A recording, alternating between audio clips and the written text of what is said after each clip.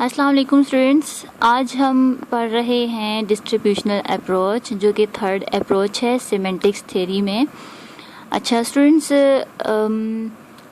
Linguistics के हवाले से लेसन को स्टार्ट करने से पहले हम कुछ बात कर लेते हैं कि लिंग्विस्टिक्स के टॉपिक्स पूछे थे एक स्टूडेंट ने कि कौन से टॉपिक्स इम्पोर्टेंट हैं, हमें बताएं।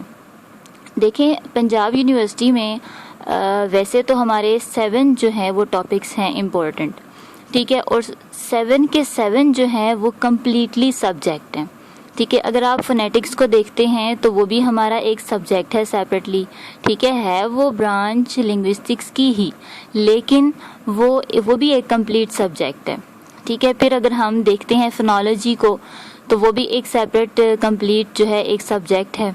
तो इस तरह आप ये ना देखें कि आपने कौन सा टॉपिक करना है या कौन सा नहीं करना है, आप के पास एक ही बुक होगी, ठीक है। लिंग्विस्टिक्स के लिए एनकेएम की भी अच्छी बुक्स हैं, और फिर उसके अलावा मैं तो यही बुक रिकमेंड करूँगी एनकेएम की, क्योंकि इसमें काफ़ी डिटेल से दिया हुआ होता है, कंप्लीट डेफिनेशंस होती हैं और अच्छा लिखा हुआ होता है। तो आप कोशिश करें कि इसी में जितने टॉपिक्स हैं उनको रेडी कर लें, ठीक है। सिमेंटिक्स है तो आप उसको सिमेंटिक्स को कम्प्लीटली रेडी कर लें, फोनोलॉजी है तो आप फोनोलॉजी को कम्प्लीटली रेडी कर लें। तो इस तरह से जो है ना आप लिंग्विस्टिक्स की जितनी भी ब्रांचेज़ हैं उनको रेडी करें। सोशल लिंग्विस्टिक्स है, उसमें साइको लिंग्विस्टिक्स है, फिर उसके अलावा अप्लाइड लिंग्विस्टिक्स है, इससे रिलेटेड मज़ीद जितनी ब्रांचेज़ हैं, और फिर उसके बाद जो हिस्टोरिकल और डिस्क्रिप्टिव जो हैं थेरीज़ उनको आप कंप्लीट रेडी करें। ब्लूमफील्ड के देखें जो कोटेशंस हैं उनको आप टॉपिक्स के लिहाज से रेडी करें। फिर उसके अलावा सेशोर की जो टॉपिक्स हैं उसकी जो थेरीज़ हैं उनको आप रेडी करें।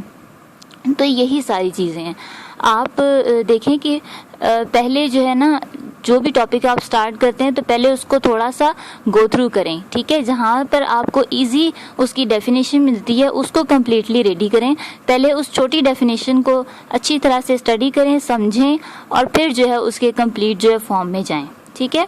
तो और फिर एक स्टूडेंट ने पूछा था मुझसे एसे के हवाले से जो मास्टर्स में है सब्जेक्ट, तो बेटा इसका कोई भी कह लें कि इसका सिलेबस नहीं है, जस्ट ऐसे है, तो आप ऐसे के लिए रसल को रेडी करें, ठीक है। रसल की जो बुक है उसको ले लें, उसको अच्छी तरह से रेडी करें। फिर उसमें आपको बहुत सारे हर तरह के आपको मिल जाएंगे, जो स्टडी से रिलेटेड हैं, एजुकेशन से रिलेटेड बहुत सारे आपको मिल जाएंगे टॉपिक्स हैं। फिर उसके अलावा आप देखें बेकन के जो एसेज हैं वो भी बहुत ही अच्छे एसेज हैं, आप उनको ले लें। फिर उनके टॉपिक उनके बुक्स में जो टॉपिक्स हैं आप उन टॉपिक्स से रिलेटेड मज़ीद रिसर्च करें, ठीक है। तो ये ऐसे जो है रिसर्च बेस एक सब्जेक्ट है, तो ये बुक्स से नहीं मिलता है।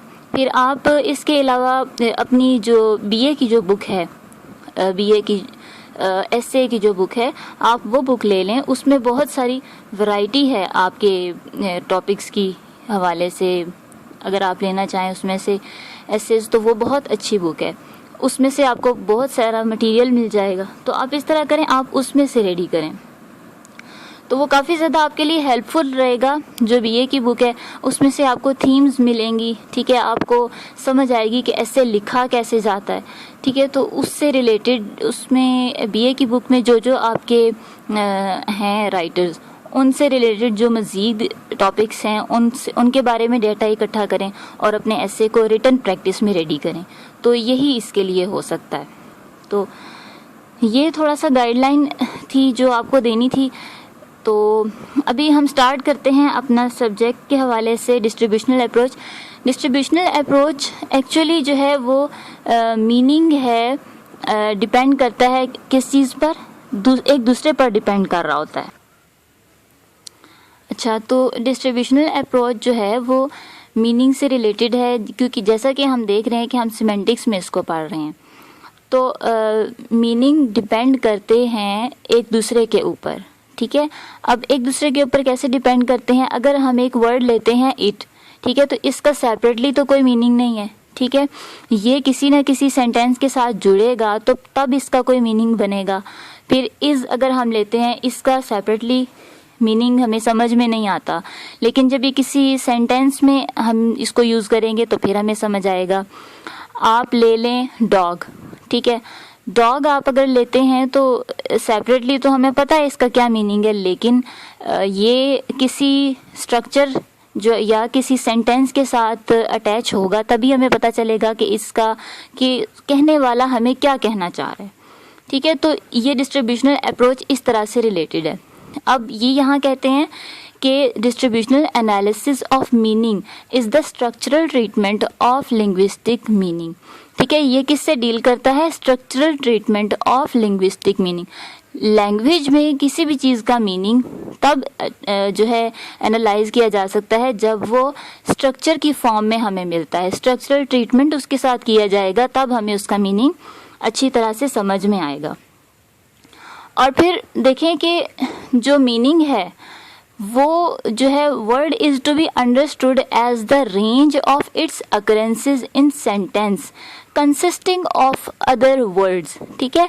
ये वही बात है जो अभी आपको मैंने समझाई कि इसकी अकरेंस जो है तब समझ में आती है जब सेंटेंस में कंसिस्टिंग ऑफ अदर वर्ड्स, दूसरे वर्ड्स पे ये कंसिस्ट कर रहे होते हैं, और जब एक स्ट्रक्चरल फॉर्म में आते हैं हमारे पास तो उस वक्त हमें इसका मीनिंग समझ आता है, ठीक है।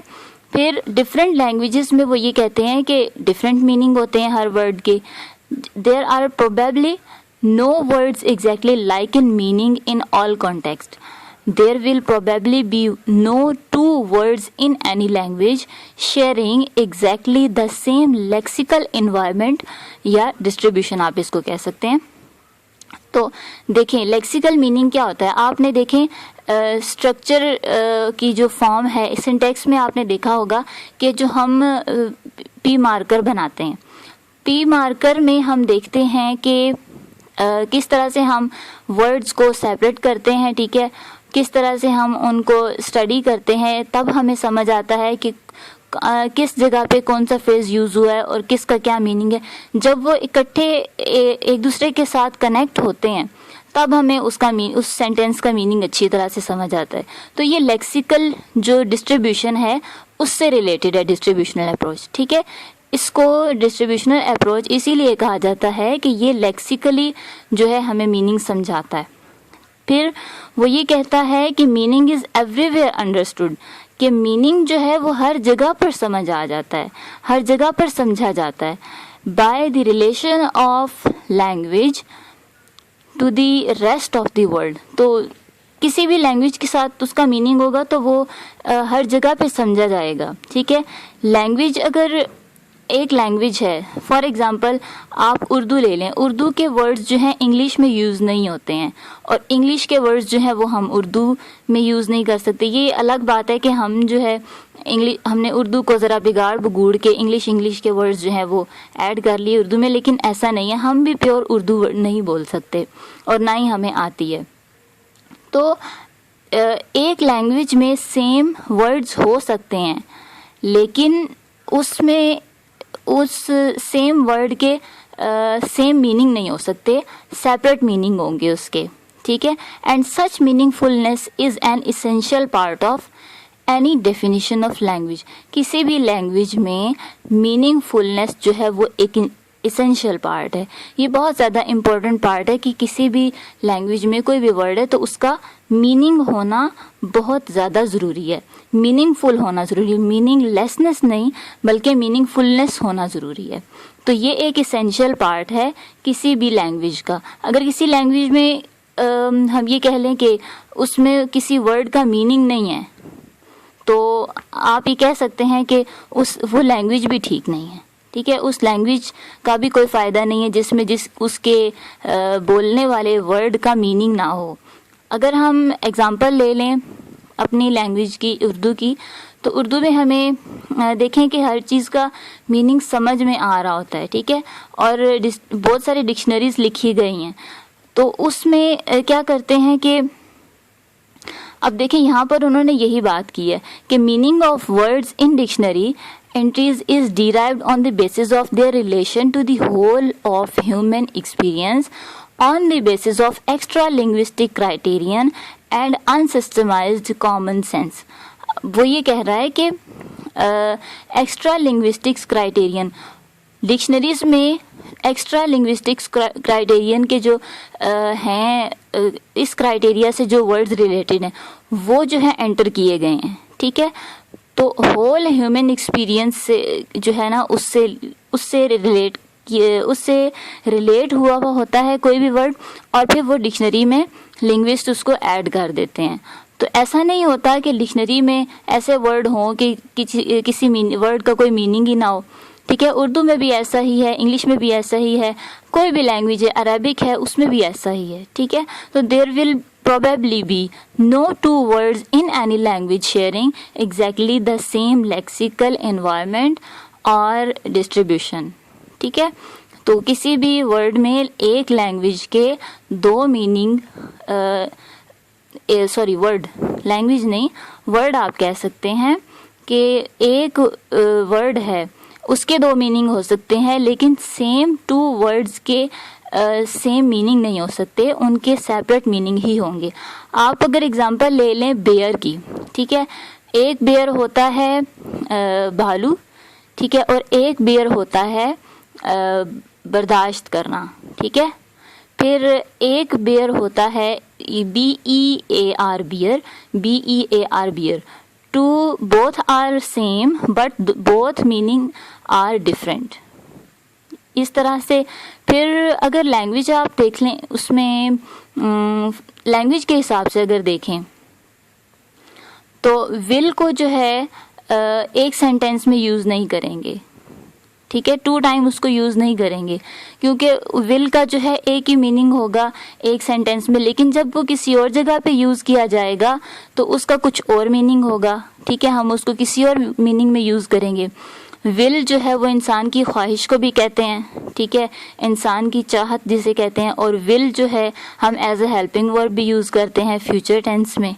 तो ये चीज़ है डिस्ट्रीब्यूशनल अप्रोच की, इसको हम लेक्सिकली हम इसको स्टडी करते हैं, और इसका जो इसमें वर्ड्स का जो मीनिंग होता है वो एक दूसरे पर डिपेंड कर रहा होता है, वो सेपरेटली हमें कोई मीनिंग नहीं देते, बल्कि एक दूसरे के साथ गैदर होकर ही हमें कोई स्ट्रक्चरल फॉर्म में कुछ मीनिंग प्रोवाइड कर सकते हैं, ठीक है। होप सो कि आपको इस अप्रोच की समझ आई हो। आपको अगर कुछ भी नहीं समझ आया तो आप लाजमी कमेंट बॉक्स में मुझसे पूछ सकते हैं।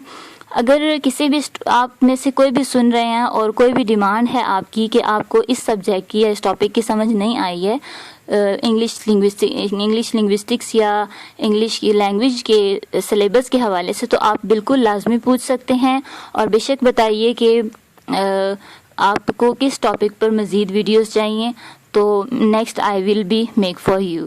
थैंक यू सो मच, मिलते हैं नेक्स्ट वीडियो के साथ। अल्लाह हाफिज़।